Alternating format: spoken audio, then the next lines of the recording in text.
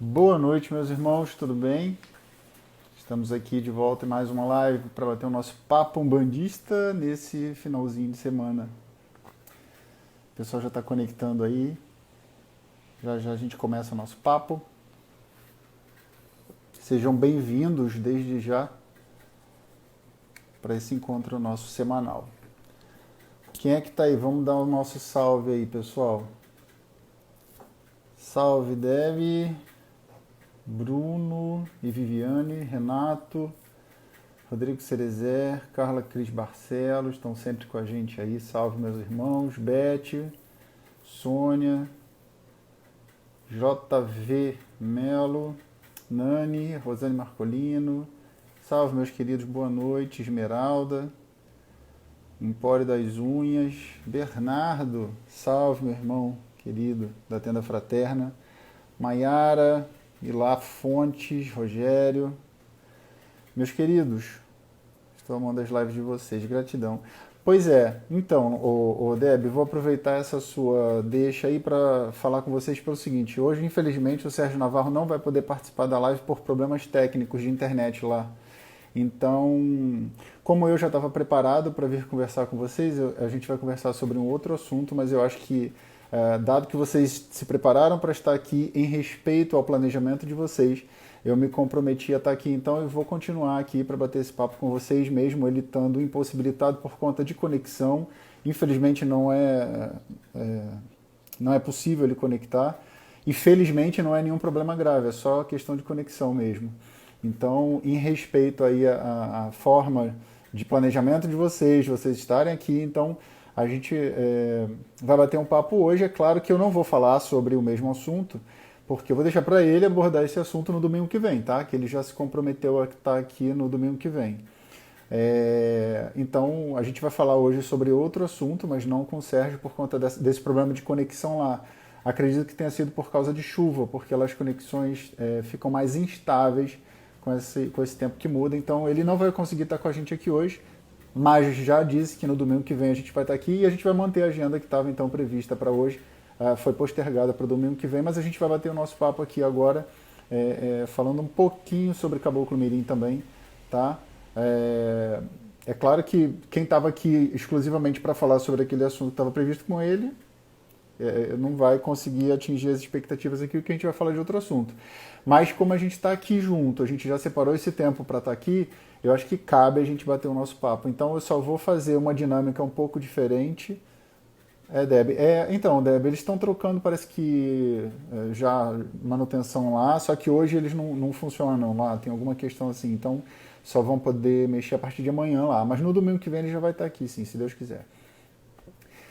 Então, assim, a minha proposta hoje aqui com vocês é bater um papo sobre Caboclo Mirim, claro, que é o foco das nossas lives. Eu vou fazer um pouco mais dinâmico, assim, eu quero contar com o apoio de vocês, com a presença de vocês. Vamos fazer uma dinâmica aqui de chamar vocês na tela. Eu vou fazer um briefing inicial aqui, vou dar uma visão geral aqui do assunto e aí eu vou chamar vocês aqui. Então, quem estiver disponível aí para bater o nosso papo, já se prepara, porque como o Sérgio não vai poder estar aqui hoje por conta desses problemas técnicos, a gente vai fazer uma dinâmica bem grande aí com vocês. Tuti Fagundes, boa noite, minha irmã, veio lá de Floripa para nossa live de novo. Humberto, meu irmão. Tatá,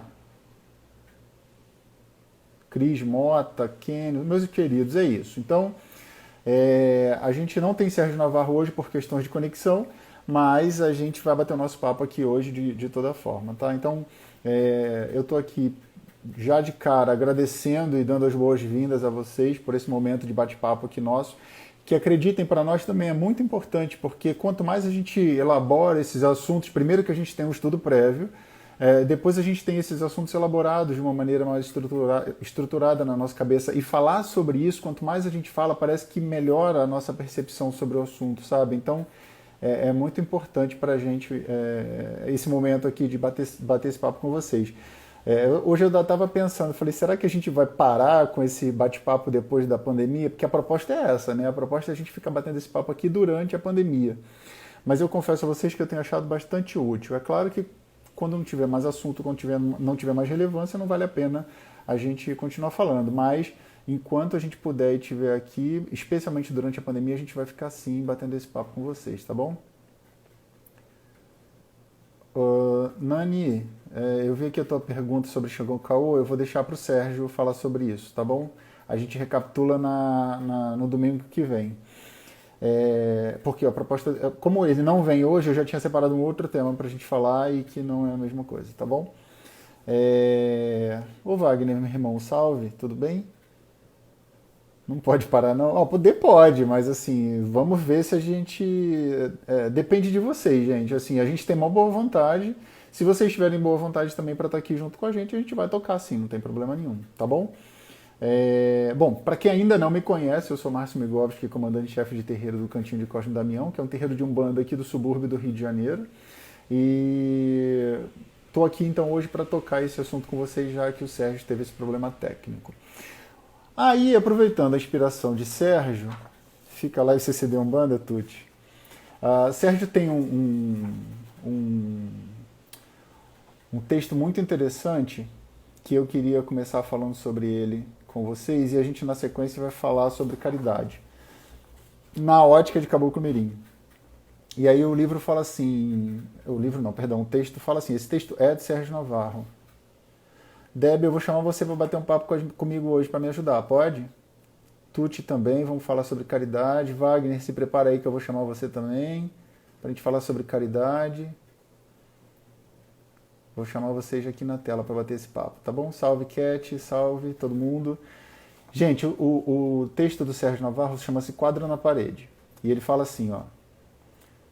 Faz mal não, troca lá o pijama rapidinho ou então entra assim mesmo. Pessoal, preste atenção nesse texto que ele é muito profundo e ele tem tudo a ver com o que a gente vai conversar aqui hoje. Mestre de luz, se fez entre nós através de um obreiro destemido, predestinado a ser das mais importantes referências na Umbanda. Grande em sua obra, se apresentou apenas como um mirim.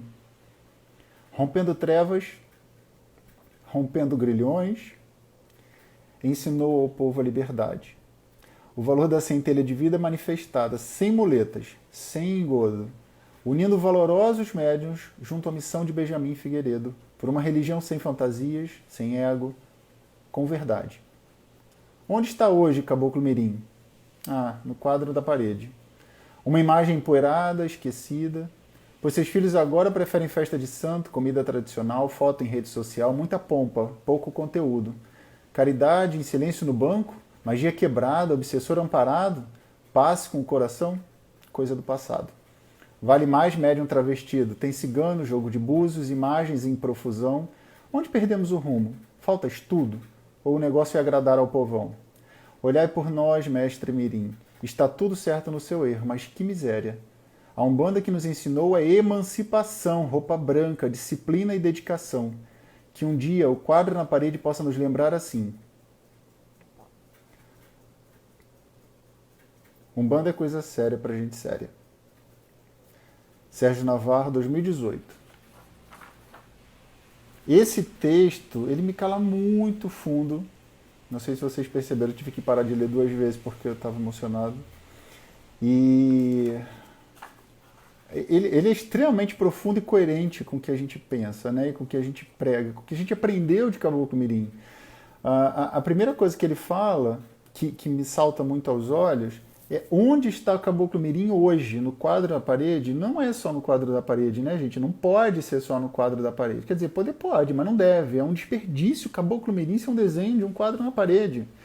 Quem frequenta os nossos terreiros sabe que dentro dos nossos terreiros tem lá o quadro na parede, com o desenho do Caboclo Mirim. Uma psicopictografia, uma pintura mediúnica de alguém que teria tido uma visão, uma inspiração, não é uma visão, né? Uma inspiração, e aí desenhou uma imagem de um índio. E aí essa imagem que está lá, não é bem um índio, mas enfim, depois na internet vocês podem olhar e digitar Caboclo Mirim e vocês vão ver uma imagem padrão. Melhor, eu vou postar para vocês quando terminar a live essa imagem que eu estou me referenciando aqui, que não pode ser só um quadro na parede para nós que queremos evoluir. E aí ele dá uma alfinetadazinha muito boa, diga-se de passagem. Cadê? Olha, caridade em silêncio no banco. Para quem não conhece a nossa escola de Umbanda, a gente faz o trabalho de descarrego de desobsessão sentado no banco, onde os médiuns dão passagem para essas energias.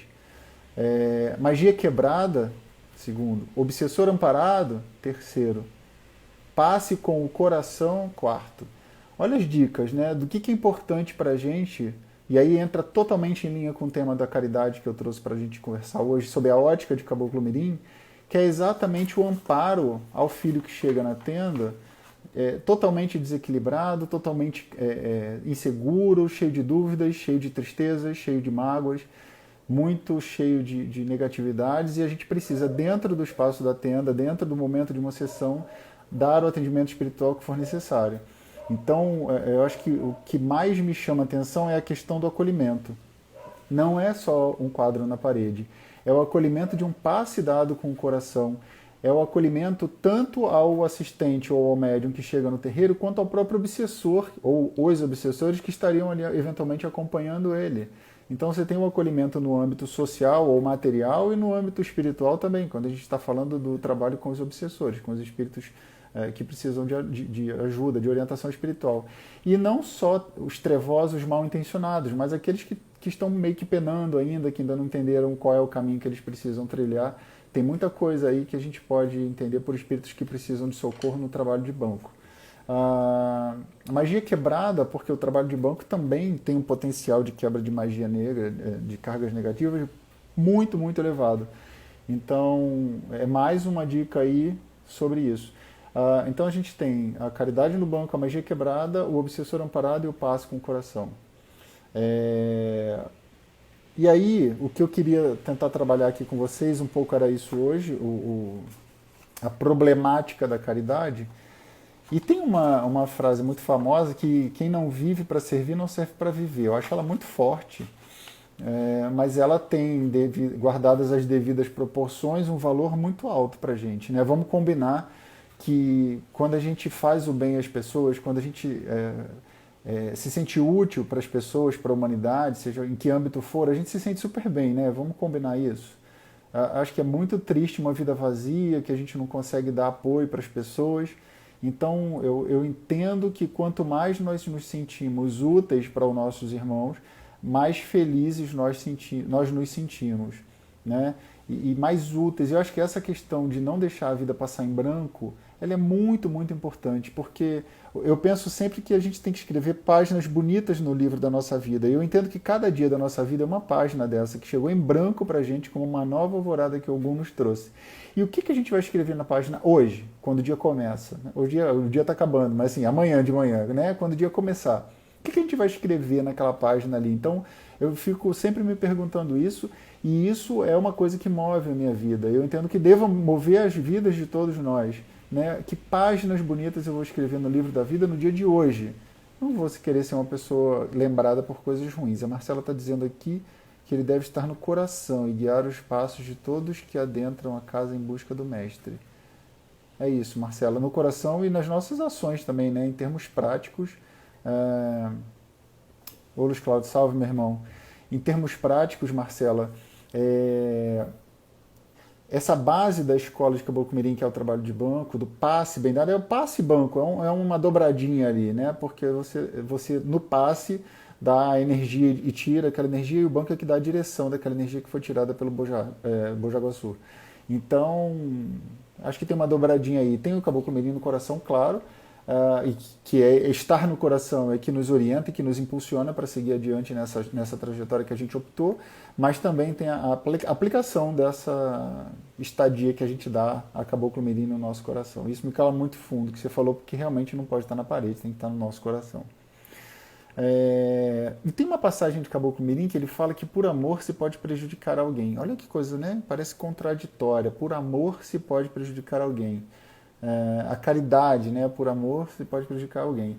Agora, se a gente elabora isso, a gente consegue entender um pouco do que ele estava querendo dizer. Eu digo um pouco, gente, porque esse espírito Caboclo Mirim era um mestre de muita luz. E eu acho que nenhum de nós, do mais iluminado que estiver aqui agora encarnado, vai conseguir alcançar isso. Tanto é que hoje não existe ninguém mais que incorpore Caboclo Mirim. É igual o Caboclo das Sete Encruzilhadas. Eu, pelo menos, desconheço alguém que incorpore o Caboclo das Sete Encruzilhadas, aquele que fundou a Umbanda, né? Talvez algum outro com o mesmo nome, não sei.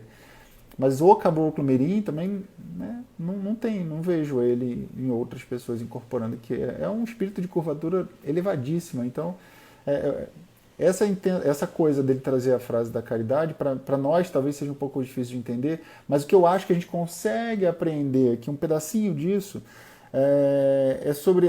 Bom, recapitulando então a frase, a caridade por amor se pode prejudicar alguém. O que eu entendo primeiro disso é que a dor é uma grande professora. E se a gente evita o tempo inteiro que o outro passe pela dor através da influência no livre-arbítrio dele, a gente não está ajudando muito. E a gente vai elaborar um pouquinho disso a partir de agora, porque eu acho que todos nós temos que arcar com as consequências dos nossos atos. Combinado? Então, assim, como é que eu vou arcar com as consequências dos meus atos se eu não erro? Eu boto erro entre aspas, porque eu sou um grande defensor da relativização do certo e do errado, porque o que é certo para mim pode não ser para você, o que é certo para você pode não ser para mim. Então, a grande pegada é nós vamos colher aquilo que a gente semear. É isso que eu tenho na minha cabeça. Assim. Então, agora, tem um certo exagero sobre interferir nos caminhos que a pessoa quer seguir. Né? Então, olha, eu estou numa encruzilhada e eu tenho o caminho A e o caminho B. E eu digo para você, você tem que ir pelo caminho A, eu te obrigo a ir pelo caminho A. Sei lá, você é meu filho, você é uma pessoa que está sob a minha tutela, uma influência emocional que eu tenho sobre você, e eu não permito que você vá pelo caminho B. Talvez o caminho A seja o caminho mais confortável mesmo, mas o caminho B, talvez, por mais difícil que fosse, ele ia te oferecer mais oportunidades de evolução. Então, quando eu estou interferindo no teu livre-arbítrio, eu estou prejudicando você.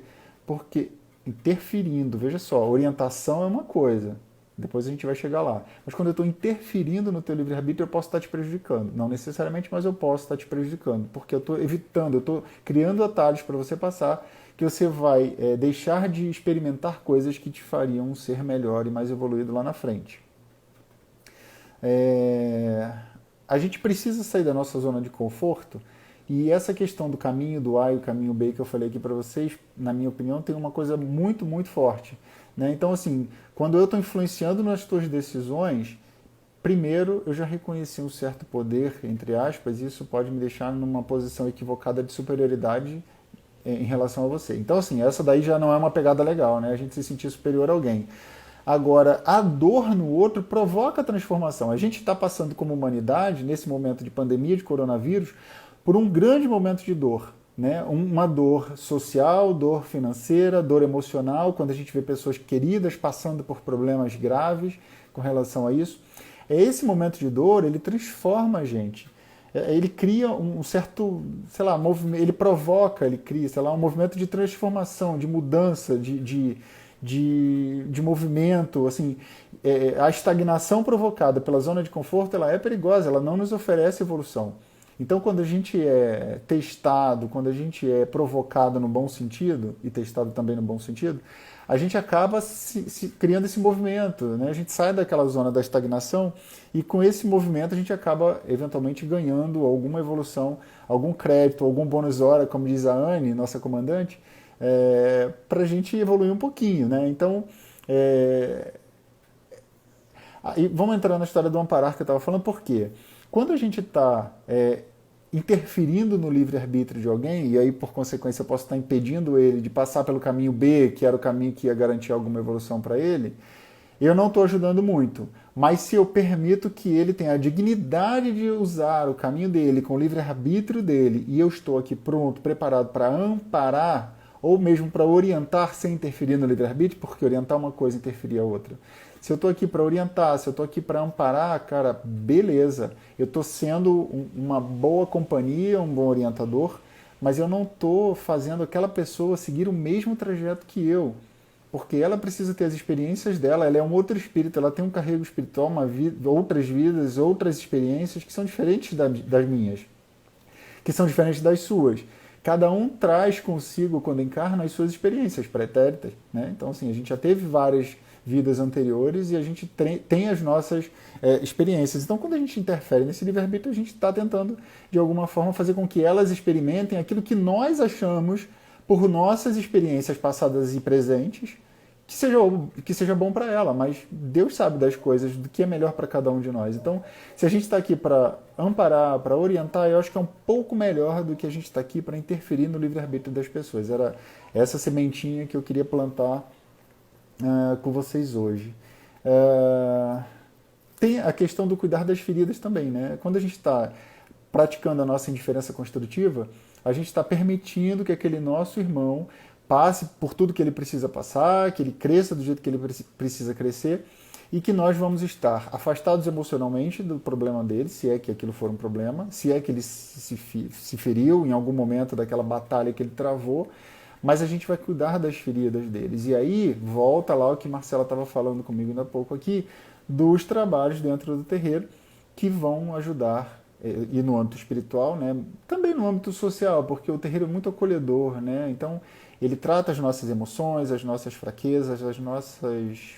Não gosto muito de falar isso, mas um pouco das nossas solidões também, né? Então o terreiro é um lugar cujo foco é o trabalho espiritual, mas inquestionavelmente é um local onde a gente se sente sim acolhido. Então, eu acho que esse momento do cuidar das feridas depois de uma batalha travada por alguém é extremamente importante e válido para todos nós.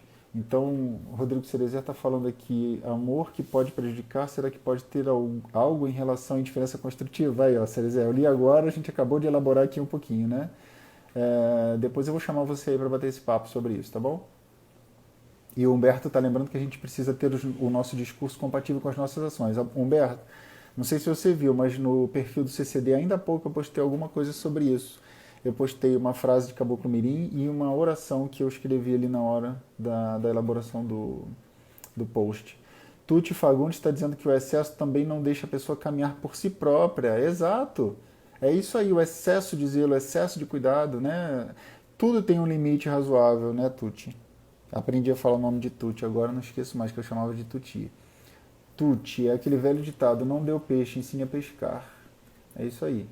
A Sônia está lembrando que o terreiro é um lugar de ensinamentos plenos. Pois é, Sônia.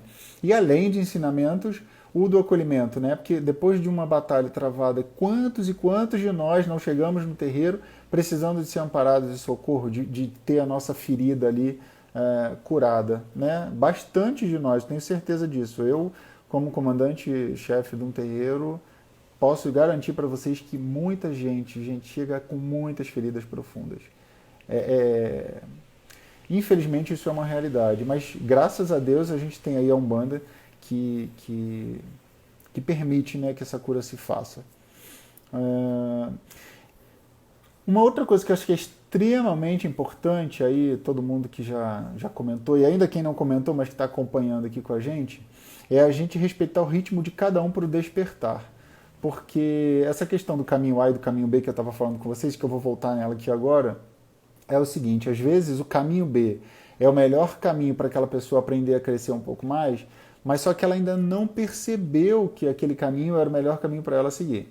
Estou falando aqui metaforicamente, se fosse um caminho que tivesse, sei lá, pregos e que ela precisasse testar a capacidade de resistência do pé dela. Provavelmente, se a gente influenciasse no livre-arbítrio dela e dissesse para ela ir pelo A, ela deixaria de saber que os pés dela são fortes o suficiente para passar sequer, sei lá, até por cima de brasa. Estou elucubrando. Então, assim, quanto mais respeito ao despertar, ao ritmo do despertar do outro nós temos, mais a gente está ajudando eles a evoluírem também. Porque em algum momento nós tivemos o nosso despertar. Ou não também, não sei, né? Se todo mundo que está aqui batendo esse papo acha que já teve esse despertar. Mas a maioria de nós, eu diria que sim, a gente já teve esse momento do despertar. E não foi andando por caminhos lindos, cheirosos e perfumados. Foi passando por algum momento, provavelmente de alguma dificuldade. Ou ainda que não na hora que a gente despertou para a espiritualidade, que a gente tenha passado, mas antes a gente já tinha passado por alguma coisa que nos fez então crescer de alguma maneira. Então, acho que a orientação que a gente precisa também manter em mente é que é interessantíssimo a gente respeitar o ritmo de evolução e de despertamento de cada um daqueles irmãos que ali estão. Tem um áudio do Sérgio que está disponível lá no Caboclo Mirim Reflexões, que fala sobre a trajetória do despertamento e do adiantamento. Assim, né? Então, Depois eu vou postar para vocês aqui, que vale muito a pena. Então eu já estou devendo duas coisas para vocês aqui. A imagem do Caboclo Mirim, do quadro na parede, e o áudio do despertamento. Estou anotando aqui para lembrar de passar para vocês, tá? Áudio eu não consigo postar o link no Instagram, eu vou postar no Facebook para vocês. Agora a imagem eu consigo postar nas duas redes sociais, é aí que ela vai ficar, tá bom? Falando então sobre essa história do ritmo, e aí nós, como bons umbandistas, precisamos estar atentos, porque nós e a nossa Umbanda não somos muletas para ninguém. Né? Isso às vezes é doído a gente perceber, porque parece que a nossa razão de viver é ajudar alguém a sobreviver amparado na gente, mas isso não é legal. Respeitar e incentivar o livre-arbítrio é uma forma de grande ajuda, né, Humberto? Concordo.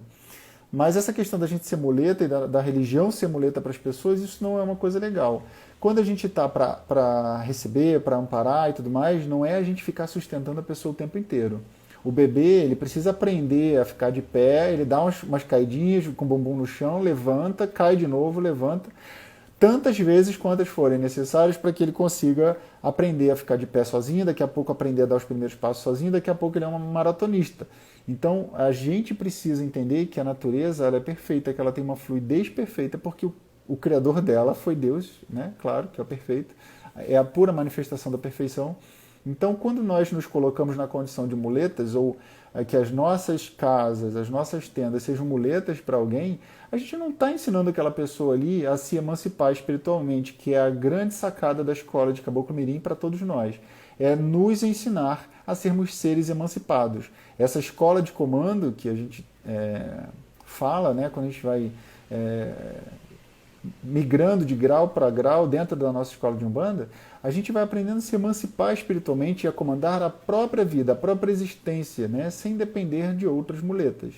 Então, é extremamente relevante quando a gente fala sobre não ser muleta e as nossas casas não serem muletas, porque nós precisamos ensinar aqueles que estão conosco nessa caminhada que eles não são necessariamente dependentes de nós. Eles não são necessariamente dependentes, inclusive, do próprio terreiro, porque ele tem que ir para o terreiro porque ele gosta, porque ele ama, e não porque ele sente a necessidade de estar ali para ser feliz ou para conseguir passar por mais um dia, por mais um mês, por mais uma semana. Ele não tem que ter essa necessidade. É claro que no começo isso é natural que aconteça, mas ele não tem que ter essa necessidade. No começo, inclusive, é muito comum pelo afã daquele iniciante que a Umbanda, gente, é uma religião que encanta, é uma religião linda.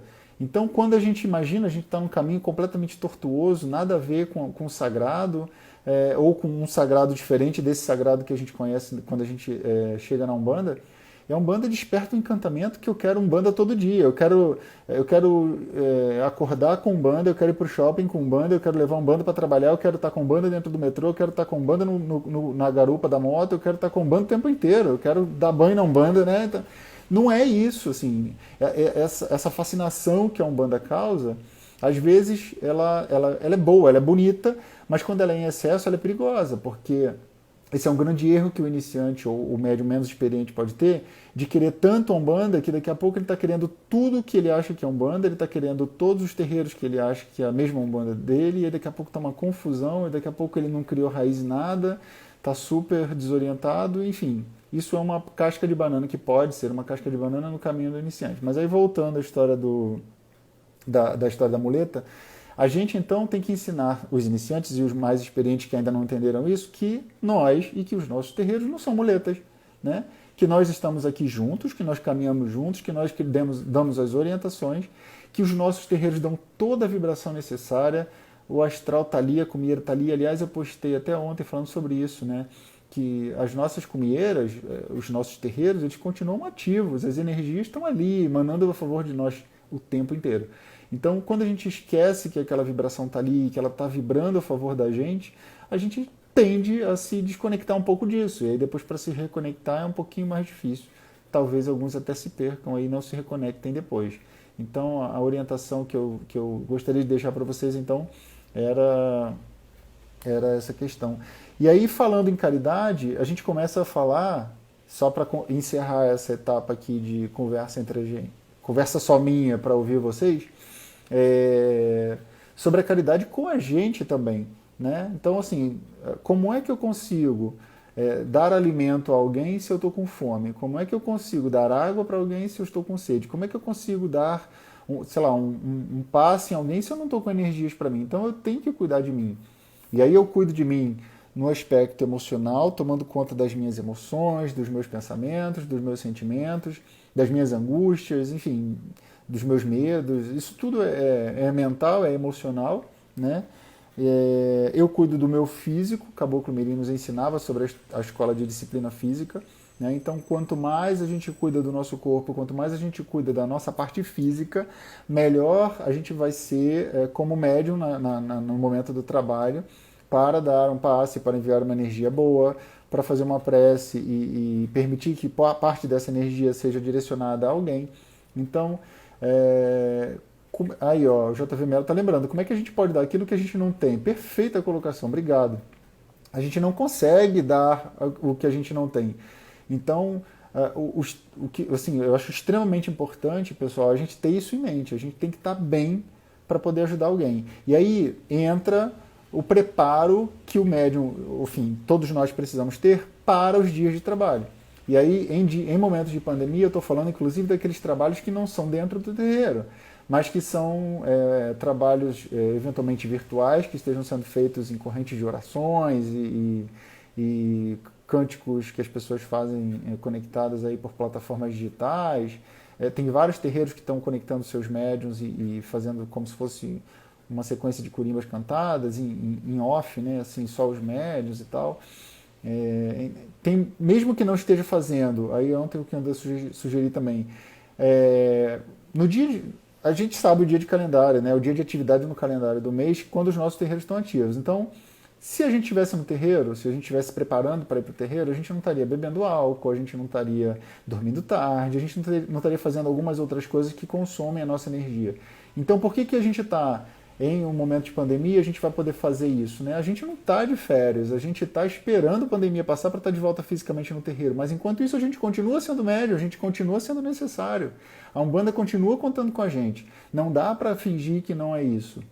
Então, quanto mais a gente se cuidar e quanto mais a gente prezar pela qualidade das nossas energias, melhor vai ser o resultado. E aí, quanta gente a gente pode ajudar, inclusive a nós mesmos, tomando conta das nossas ações, né? A Anne está lembrando aqui que esse cuidar também pode ser casca de banana, pois podem atribuir a cuidar a ritos que não fazem parte da nossa escola. Perfeito, Anne, ótima lembrança.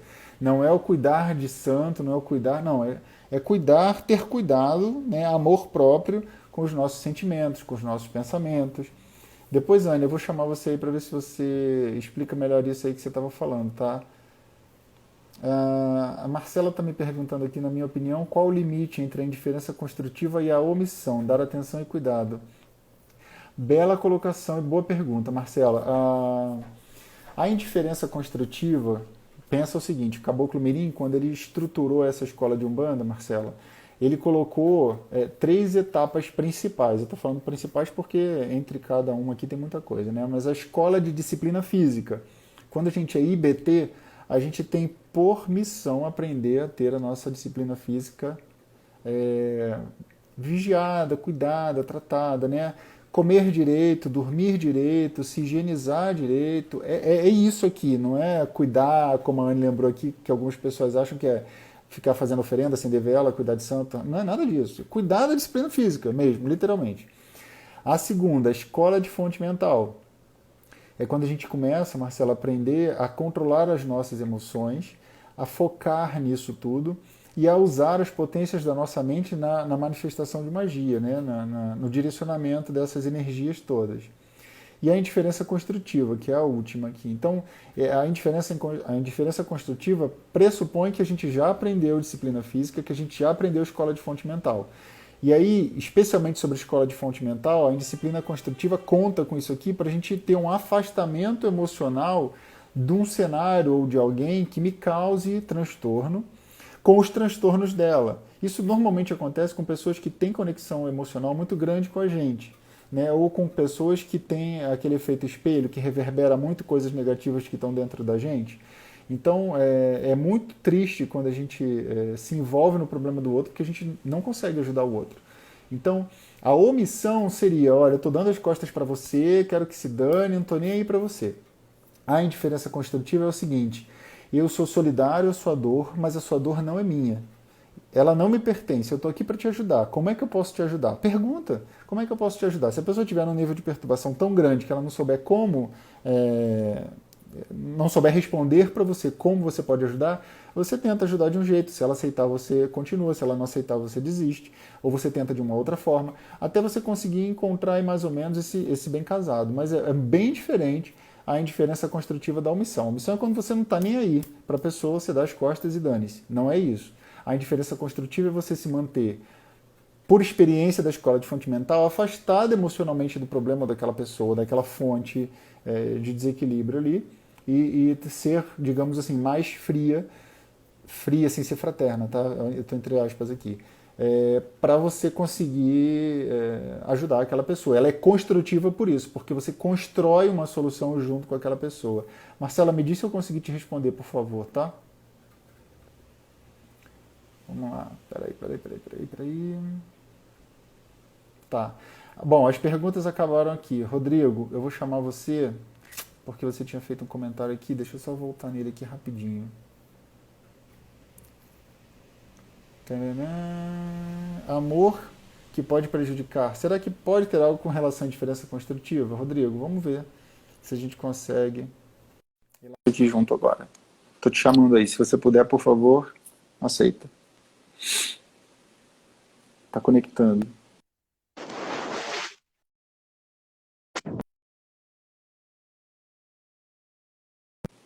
Parece que já aceitou, mas não carregou. Carregou. Oi? Oi, Rodrigo. Tá legal? Ou tá ruim? Salve, tudo bem? Tá travando um pouquinho, Bem? mas agora acho que melhorou. Tudo bem, graças a Deus. Me fala um pouquinho do que você pensou ali com aquela história da indiferença construtiva com relação ao amor, para a gente tentar elaborar isso aqui. Cris Mota, depois eu vou te chamar, tá? Eu acho que Fala, foi mais Rodrigo. que.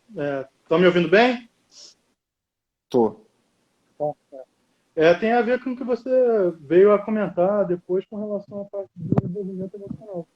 Né? Você já citou isso, com relação a você, em vez de ser parte da solução do problema, você vira parte do problema em si. Né? Você acaba que se envolve emocionalmente, deixa de ter uma visão um pouco mais, não é, vamos dizer assim, afastada, mas um pouquinho de cima do problema. Né?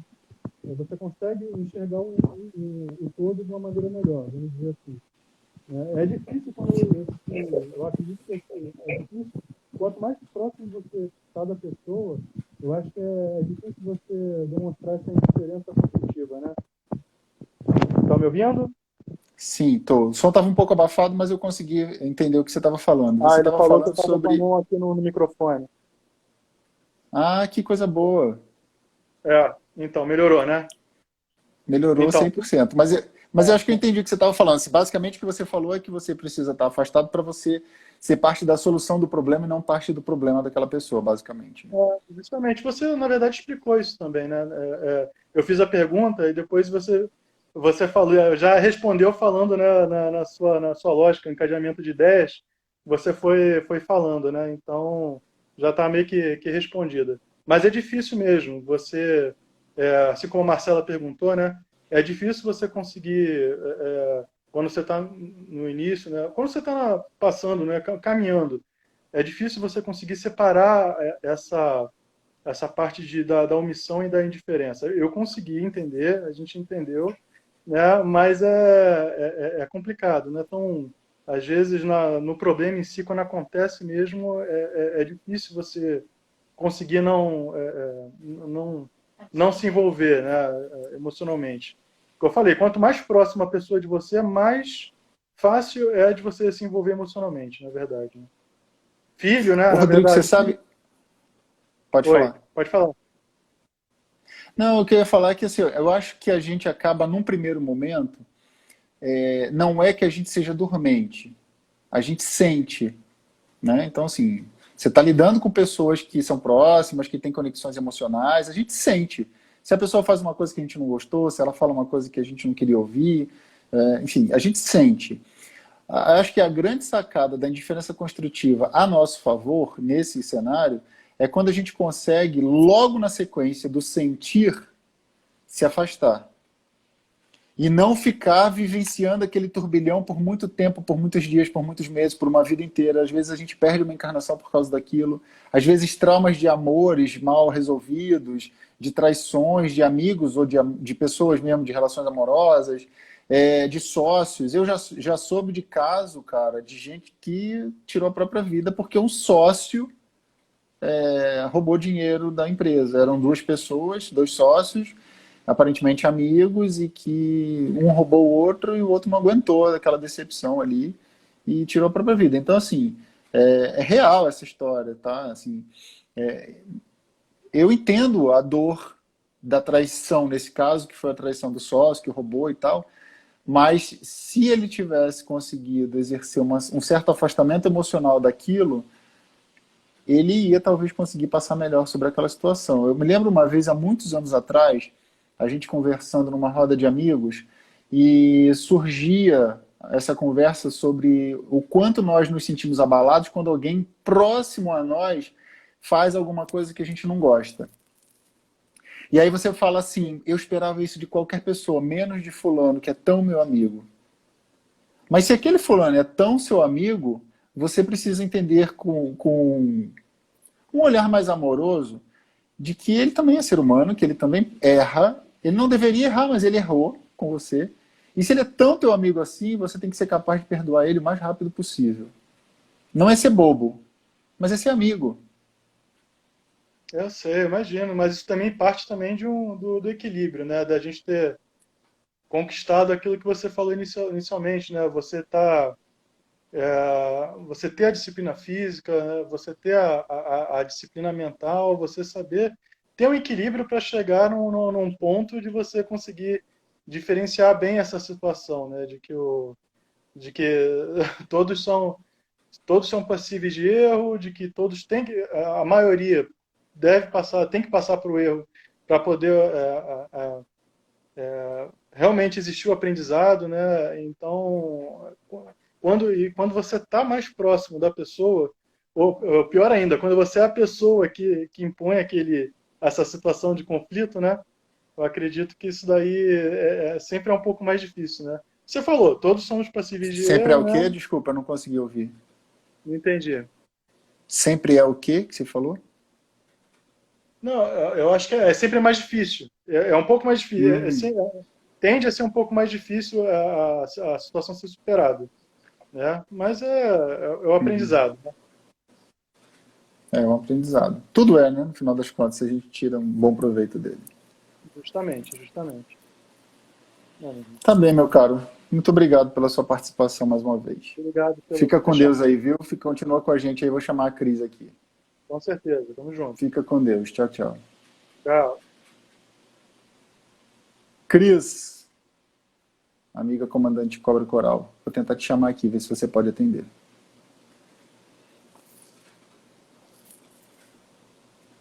Tá aguardando.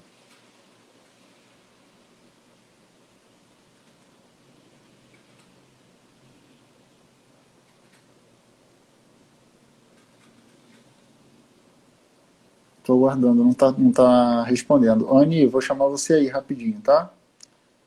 Tem alguém pedindo para participar aqui, deixa eu ver quem é. Carla Justo, peraí. Vamos ver o que Carla quer colaborar conosco aqui. Tá chamando.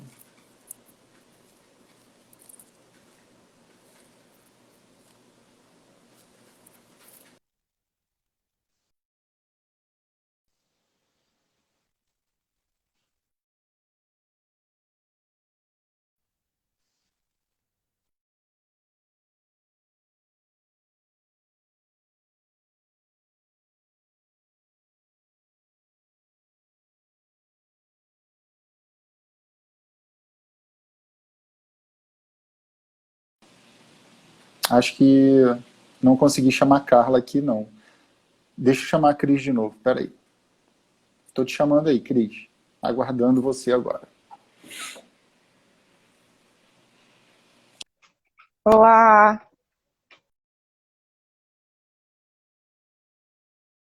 Querida comandante. Tudo bem? Saravá, meu irmão, saúde aos meus irmãos que estão aqui conosco. Meu agradecimento por esse convite de estar aqui com vocês hoje.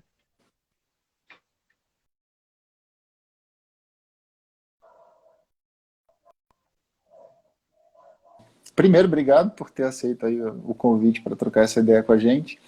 E eu te chamei de propósito, porque foi na hora que você fez o comentário sobre a muleta, né? E a gente, na condição de comandante, tem que ter essa atenção, né? Para a gente ser útil de verdade para os nossos irmãos que compõem a tenda junto com a gente, né, Cris? Então, eu queria aproveitar e te dar a oportunidade para falar um pouquinho sobre isso aí, sobre o teu ponto de vista e a importância da gente não ser muleta, mas ser orientação para que eles possam crescer também com as próprias pernas. Sim, a gente tem que ser um orientador, né? A gente não pode dar pitaco na vida privada da pessoa, porque a gente não pode viver por eles, né? Com base na nossa experiência espiritual, na nossa experiência de vida, a gente tem a obrigação, até como um comandante, né? Como quem abriu uma casa para acolher,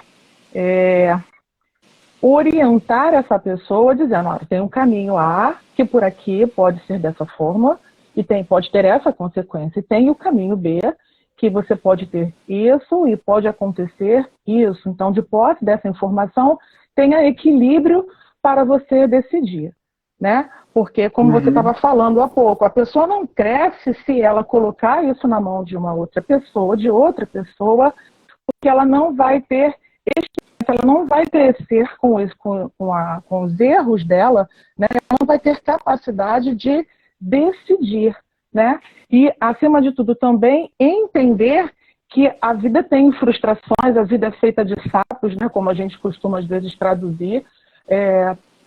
E a experiência vem, muitas vezes, com algumas decisões que não são tão acertadas assim.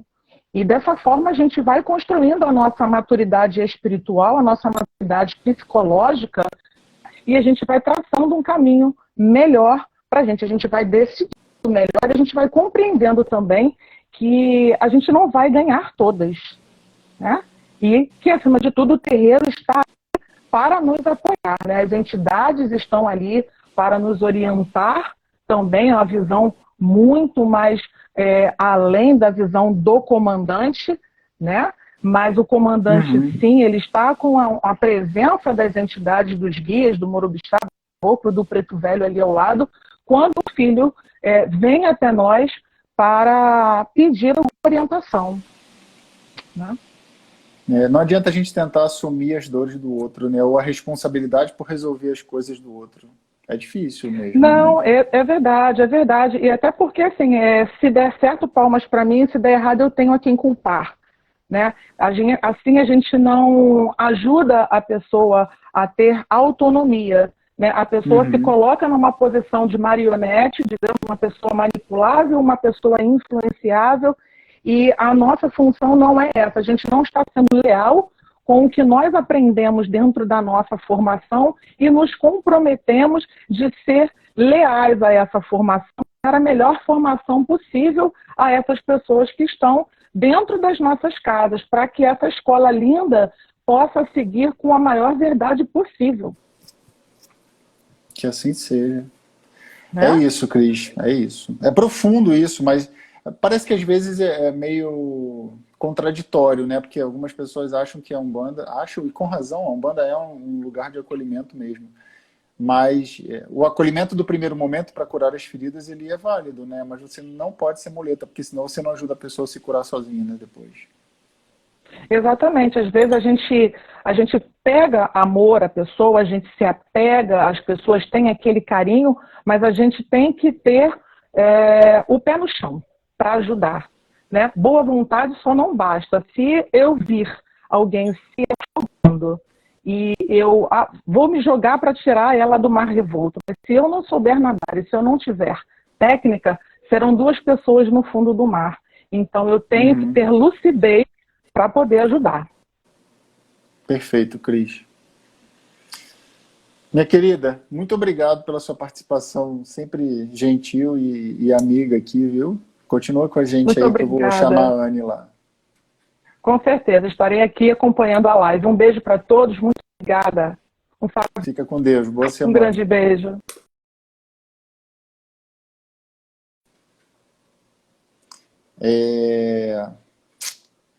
Eu vou precisar abrir uma nova live.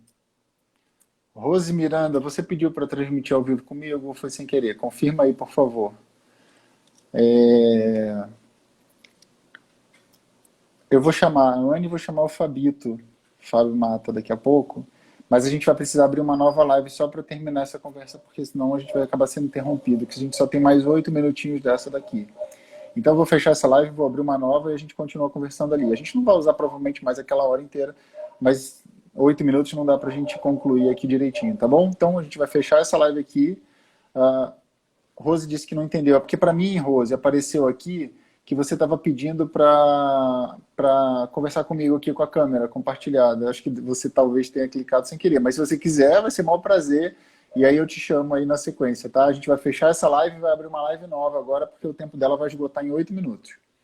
Então, Anne, vou chamar você quando a gente abrir a live nova e vou chamar o Fábio. Vou fechar essa aqui agora e a gente continua na outra. Fiquem com Deus e até já. Vem com a gente, chama lá.